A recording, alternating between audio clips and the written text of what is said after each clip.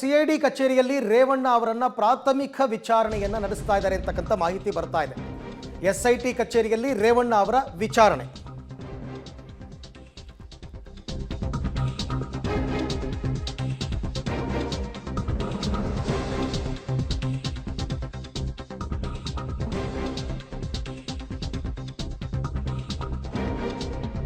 SIT ಕಚೇರಿಯಲ್ಲಿ ರೇವಣ್ಣ ಅವರ ವಿಚಾರಣೆ ನಡೀತಾ ಇದೆ. ಈಗ ತಾನೇ ವಿಚಾರಣೆ ಆರಂಭ ಆಗಿದೆ.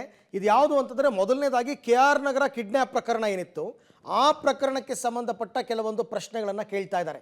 ಯಾಕೆಂದರೆ ಆ ಪ್ರಕರಣದಲ್ಲಿ A1 ಆರೋಪಿ ನಂಬರ್ 1 ರೇವಣ್ಣನೇ ಆಗಿದ್ದರು. ಆರೋಪಿ ನಂಬರ್ 2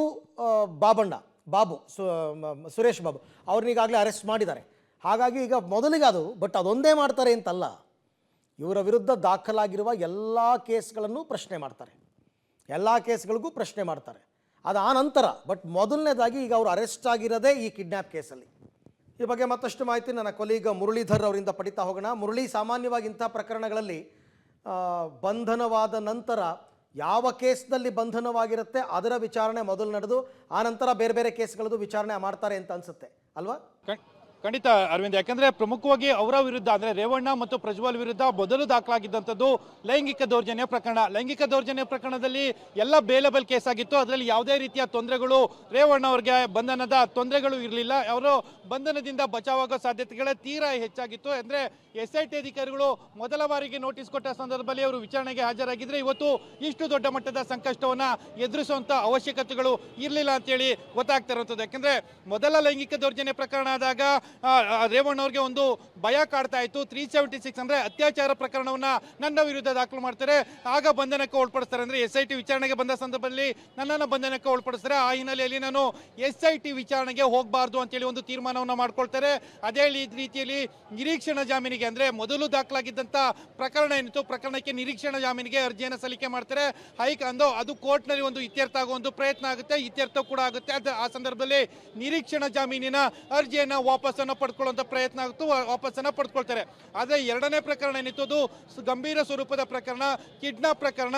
ಅದು ಅಲ್ಲದೆ ಇವತ್ತು ಮಧ್ಯಾಹ್ನ ಅಷ್ಟೇ ಸಂತ್ರಸ್ತೆ ಸೆಕ್ಯೂರ್ ಆಗಿರುವಂತದ್ದು. SIT ಅಧಿಕಾರಿಗಳು ಆಕೆಯನ್ನ ರಕ್ಷಣೆ ಮಾಡಿದ್ದಾರೆ. ರಕ್ಷಣೆ ಮಾಡಿದ ಸಂದರ್ಭದಲ್ಲಿ ಆಕೆ ದಯನೀಯ ಸ್ಥಿತಿಯಲ್ಲಿದ್ದು, ಆಕೆಯ ಮೈ ಮೇಲೆ ಗಾಯಗಳಾಗಿತ್ತು, ಜೊತೆಗೆ ಒಂದಷ್ಟು ಬಟ್ಟೆ ಹರಿದಂತ ಪರಿಸ್ಥಿತಿಯಲ್ಲಿ ಆಕೆ ಸಿಕ್ಕಿದ್ಲು ಅನ್ನೋದು ಬಗ್ಗೆ SIT ಮೂಲಗಳು ಸ್ಪಷ್ಟವನ್ನು ಪಡಿಸ್ತಾ ಇದ್ದಾವೆ.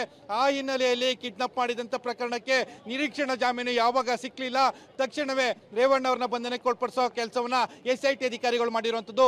ಈಗಷ್ಟೇ ಕೆಲವೇ ನಿಮಿಷಗಳ ಹಿಂದಷ್ಟೇ SIT ಕಚೇರಿಗೆ ರೇವಣ್ಣ ಅವ್ರನ್ನ ಕರ್ಕೊಂಡು ಬಂದಿದ್ದಾರೆ. ಕರ್ಕೊಂಡು ಬಂದು ತನಿಖಾಧಿಕಾರಿ, ಅಂದ್ರೆ ಈ ಪ್ರಕರಣದ ತನಿಖಾಧಿಕಾರಿ SP ಸೈಮನ್ ಅವರು ವಿಚಾರಣೆಗೆ ಒಳಪಡಿಸಬೇಕಾಗುತ್ತೆ. ಸದ್ಯಕ್ಕೆ ಈಗ ತಕ್ಷಣವೇ ಕರ್ಕೊಂಡು ಬಂದ ತಕ್ಷಣವೇ ಸಂಪೂರ್ಣ ವಿಚಾರಣೆಯನ್ನ ಮಾಡಲ್ಲ. ಒಂದಷ್ಟು ಮಾಹಿತಿ, ಪ್ರಾಥಮಿಕ ಮಾಹಿತಿಗಳೇನಿತ್ತು ಆ ಮಾಹಿತಿಗಳನ್ನ ಪಡ್ಕೊಳ್ಳುವಂತಷ್ಟು ಪ್ರಯತ್ನಗಳನ್ನ ಮಾಡ್ತಾ ಇರುವಂತದ್ದು. ಅರವಿಂದ್, ಥ್ಯಾಂಕ್ ಯು ತಮ್ಮೆಲ್ಲ ಮಾಹಿತಿಗೆ ಮುರಳಿ.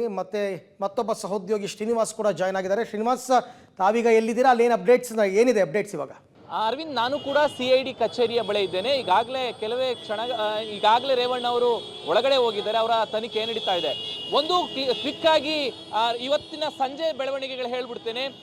ಯಾವಾಗ ಜಾಮೀನು ಅರ್ಜಿ ವಜಾ ಆಯಿತೋ, ನಿರೀಕ್ಷಣಾ ಜಾಮೀನು ಅರ್ಜಿ ನೇರವಾಗಿ SIT ಅಧಿಕಾರಿಗಳು 2 ರಿಂದ 3 ನಿಮಿಷದಲ್ಲೇ ಪದ್ಮನಾಭನಗರದ ದೇವೇಗೌಡರ ನಿವಾಸಕ್ಕೆ ಬಂದರು. ಅಲ್ಲಿ ಬಂದ ಕೂಡಲೇ ಅವರಿಗೆ ಯಾವ ಬಾಗಿಲು ಓಪನ್ ಮಾಡಿರಲಿಲ್ಲ. ಸುಮಾರು 15 ನಿಮಿಷಕ್ಕೂ ಹೆಚ್ಚು ಟೈಮ್ನಲ್ಲಿ ಬಾಗಿಲನ್ನು ಓಪನ್ ಮಾಡಿಲ್ಲ. ಅದಾದ ನಂತರ ನೇರವಾಗಿ ರೇವಣ್ಣ ಅವರೇ ಮನೆಯಿಂದ ಹೊರಗಡೆ ಬಂದರು. ಅದಾದ ನಂತರ SIT ಅಧಿಕಾರಿಗಳು ಅವರಿಗೆ ಮಾಹಿತಿಗಳನ್ನು ಕೊಟ್ಟು, ಈ ರೀತಿಯಾಗಿ ನಿಮ್ಮನ್ನು ವಶಕ್ಕೆ ತೆಗೆದುಕೊಳ್ಳಲಾಗ್ತಿದೆ ಅನ್ನುವಂಥ ಮಾಹಿತಿಗಳನ್ನು ಕೊಟ್ಟು ಅವರನ್ನು ವಶಕ್ಕೆ ತೆಗೆದುಕೊಂಡ್ರು. ಈಗ ಅವರು CID ಕಚೇರಿಯಲ್ಲಿ SIT ಅಧಿಕಾರಿಗಳ ಮುಂದೆ ಹಾಜರಾಗಿದ್ದಾರೆ. ಅಲ್ಲಿ ಅವರ ಒಂದು ತನಿಖೆ ನಡೀತಾ ಇದೆ. ಮಾಹಿತಿಗಳ ಪ್ರಕಾರ ಅವರನ್ನ ವೈದ್ಯಕೀಯ ತಪಾಸಣೆಗೆ ಕರ್ಕೊಂಡು ಹೋಗ್ಬೋದು ಅಂತ ಹೇಳಲಾಗ್ತಿದೆ.